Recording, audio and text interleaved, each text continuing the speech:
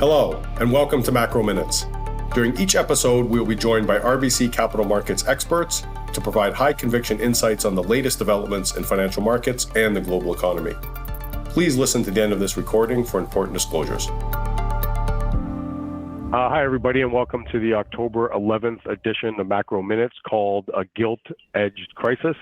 UK long-end yields, they are back close to the highs, and U.S. Treasuries and risk assets are back under pressure. And it seems like the only traditional safe haven asset that is performing very well is the U.S. dollar.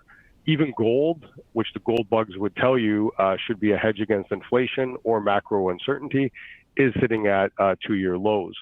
What is clear right now is that bond yields will be the ultimate swing factor for broader asset markets. And right now, it's the UK market that's in the driver's seat. In today's edition of Macro Minutes, we're joined by Peter Schaffrik to discuss UK monetary and fiscal policy and the gilt market, Blake Gwinn to discuss the US bond market, myself on the Bank of Canada, Canada-US cross-market, and the relationship between yields and risk assets, and finally, Dan Rico on FX markets. Now over to Peter to kick it off on the all-important subject of UK monetary and fiscal policy and the UK bond market. Thank you, Jason. So, as you pointed out, the UK market seems to be a bit of the epicenter of what's going on. And if you take a step back, the last time we had this call, which was just when yields spiked higher, 30-year gilt yields reached 5%, and the Bank of England had just announced on the day an intervention. Now, what happened thereafter is that on the back of the announcement of the intervention, we had a quite significant rally by more than 1% in 30-year assets. And thereafter, unfortunately, as you just highlighted, bond yields moved higher. So what happened? Well, what happened is that the actual purchases that the bank had conducted were, let's say, a little bit underwhelming, whereas they were announcing that they would potentially buy up to 5 billion per day. They ended up buying in the first string of auctions 5 billion grand total. And that was a little bit underwhelming. As yields continued to rise, what then happened is that the bank announced further interventions.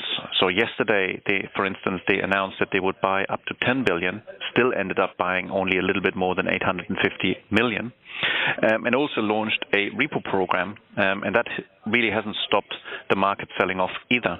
And then today, just this morning, they announced that they would include index-linked bonds in their purchase operation, and that they would also temporarily stop selling their corporate bond holdings. So we'll now have to see how that is impacting the market. So today we have sort of a little bit more of a positive reaction to the announcement because they also changed a little bit the price setting mechanism that they would use. Now, however, I would go back to the very first note that we had done after the intervention was announced, the first intervention was announced. When you go back to the root cause of this all, it obviously stems from a quite significant widening of the budget balance by the government, particularly the inclusion of what is now that unfunded tax cuts. And what the fiscal authorities have now promised is that they will bring forward their presentation of how they're going to balance the books, presumably through a string of spending cuts, and also the OBR, that's the Office of Budget Responsibilities, report on how that would shake out for the government finances going forward. Now, when we look forward, we have put out another note where we looked at the most likely path of funding requirements for the government and the requirement of bonds to be absorbed if the Bank of England was to go ahead with its quantitative tightening program, because as it stands at the moment, on the 31st of October, so that's in around about 2 to 3 weeks' time, the Bank of England plans still to also sell some of its government bond holdings. Now, if that's the case, the amount of funding that would be required, particularly on a net basis, is going to be substantially higher than anything that we've seen over the last years, including the period of the global financial crisis. And with the UK's credibility a little bit shattered, to say the least, we think that is going to be difficult. So therefore, I think one of the questions that needs to be answered going forward is Will the government regain some of its credibility when it presents the figures? We'll only learn that on the 31st when they present them. And secondly, what is going to be the reaction function of the Bank of England here? And particularly, I would stress, can they really go ahead with the quantitative tightening program? I would put a big question mark behind that. So the long story short is that there's a lot still in flux, and the intervention that we've seen so far has failed to calm the market down, and we reckon that probably some more is required in some form or shape. And I guess that's going to be a conversation for another call that we're going to have. And I'll hand it back to Jason. Okay, great. Thanks a lot, Peter. Next up is Blake to discuss the U.S. bond market and a situation where yields are edging back to the recent highs. Yeah, hey, thanks, Jason. So I think the big focus this week, we've got the FOMC minutes release on Wednesday and CPI on Thursday. Those will be the big drivers in the U.S. Of course, in the near term, we do have quite a bit of sensitivity in U.S. markets to some of the things Peter was discussing. We've seen a pretty high correlation between U.S. rates and what's been going on in U.K. rates over the last several weeks. With the volatility. But that being said, I think the U.S. drivers, again, minutes and CPI this week. In my view, I think the minutes are largely going to kind of further on this idea that we kind of heard Evans speak about this weekend. Again, Evans is probably a bit more on the dovish side, but I think his view is probably one that, the majority on the committee probably ascribe to, is that as we kind of progress into further restrictive territory, the Fed's going to be a bit less data dependent. I think they have had this idea in mind for a while to get to a considerably restrictive level and basically hold rates there, allow those kind of long and variable lags to work, for whatever that's worth. I think the path that they've outlined in the dots is something that, they see kind of delivering on and then basically sitting. The less data dependent piece, that really means that any kind of further hawkish data, they're not going to be reacting to it in the same way as they did, 2 months or 3 months ago when, really everything was about front loading and getting the terminal rate as high as possible, as quickly as possible. Now we're into that restrictive territory, and that kind of reaction has changed, and they're going to let the high overall level of rates do more of the talking and less kind of the pace of hikes that they're delivering at each individual meeting. Importantly, I don't see this, I think there's a tendency in the media, and people want to call this a pivot. To me, a pivot's always been kind of about bailing on the dots, bailing on what's already priced in and kind of pulling back because they're worried about growth or labor side. That's not really what this is. To me, this is simply delivering on the path that's outlined in the dots, the path that's more or less priced into the markets right now. Overall, I think if this is the case, if they, kind of preach this kind of or outline this decrease in data dependence, idea that they're going to get to this restrictive level and hold, if that is what we see in the minutes, I think that's overall a bit bullish. There's still persistent short base in the market. I think still, a decent crowd hoping for a 5% plus terminal. And this would kind of throw some cold water on that idea. What's that mean for the CPI release later this week? Well, obviously with a bit less data dependence, if that is the case, it would take a little bit of the, I think, upside risk off of that CPI print. I think a modest beat basically can lock in that 75 basis point hike at the November meeting.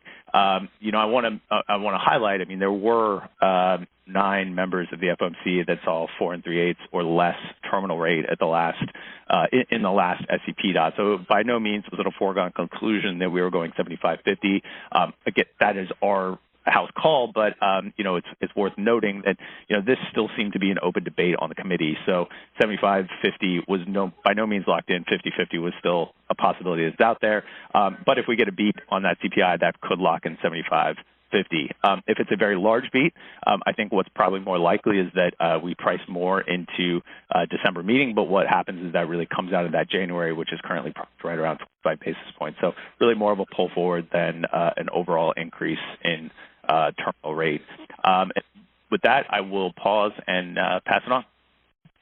Okay, great. Thanks a lot, Blake. On my end, there's 3 things I want to discuss today. The one, Bank of Canada. Second, Canada-U.S. Cross-market.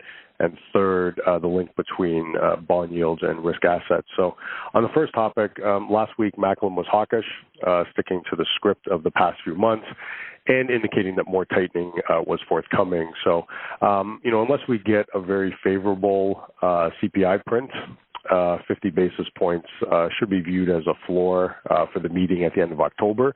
And ultimately, the market should be giving some weight to a 75 basis point outcome. We do think the rate tightening cycle will probably end in December, but the risks are clearly slanted to more rather than less over this horizon and beyond. But in this context, we think the curve should remain biased to flattening. And if the Bank of Canada does not signal easing in the near future, curves such as 2s 5s could reach minus 80 basis points and 2s 10s minus 100 basis points or more. On the second topic, Canada-U.S. cross-market, it's been a hot topic for the investor community the past few weeks. Previously, Canada richened, very significantly versus the U.S. across the curve. But in the past week or so, Canada has started to underperform. We have been short Canada 10s versus U.S. 10s from minus 67 basis points, and we're currently targeting a move to minus 20 with a stop at minus 55. There was significant momentum and persistence in the Canada outperformance trade, and it could be the same in the other direction over the coming weeks. And the last topic I want to discuss is the link between bond yields and risk assets. And notably, there's been a pretty robust pattern between U.S. yields, credit spreads, the dollar, and equities over the past 6 months. So the bond market's clearly in the driver's seat. And unfortunately, I don't think we can reach the situation where equities rally or credit spreads tighten on a sustained basis until the market becomes comfortable with where the Fed will ultimately stop with rate hikes and the economic consequences of this tightening campaign. So the Fed's telling us they'll, go to 4.6% possibly. The front end of the curve that's currently on board with that notion, but how long they keep rates high for will probably be the deal breaker for risk assets, along with obviously what happens in the UK. Since it is highly influencing the global bond market price action at the moment. Now over to Dan Rico on the FX market. Thank you very much. From the FX market, I think the important thing is to note that the market has been trading kind of in a bimodal way, where the dollar continues to dominate the overall story, but the market has been kind of to praise some of the stories that have been working into correcting some of the macro imbalances in countries like Mexico, for example. Mexico has been able to outperform the rest of the world. While we have seen a sustained depreciation in currencies like Asia, EM, even on the G10 space, most of the DXY components are down. So while the dollar has moved around 24% year to date, the biggest question that we're getting asked by clients right now is when is this going to turn? We think that it's probably too early yet to call the top on the dollar side, and we'd rather be on the more idiosyncratic divergent stories trades. So for that reason, we've been pitching very actively to be long MEX, the Mexican peso versus sterling. Given the divergences on the fundamental stories, the large current account deficit, the triple deficit in the UK, and on the other side, from the Mexico side, like kind of the improvements on the benefits of the carry, which interest rate differentials point around over 10%, 11%. So the benefits of the carry in some of these stories in EM have been very good into containing the recent volatility on the dollar and being able to hold very decently these currencies. That's all from my side. Thank you.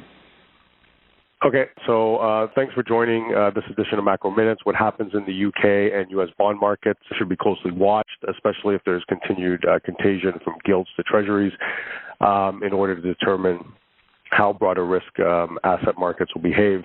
There does remain a lot of uncertainty, and a clear bullish path for risk assets will probably not be resolved over the next few weeks, and maybe not even over the next few months.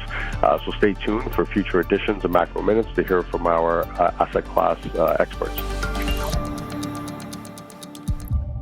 This content is based on information available at the time it was recorded and is for informational purposes only. It is not an offer to buy or sell or a solicitation, and no recommendations are implied.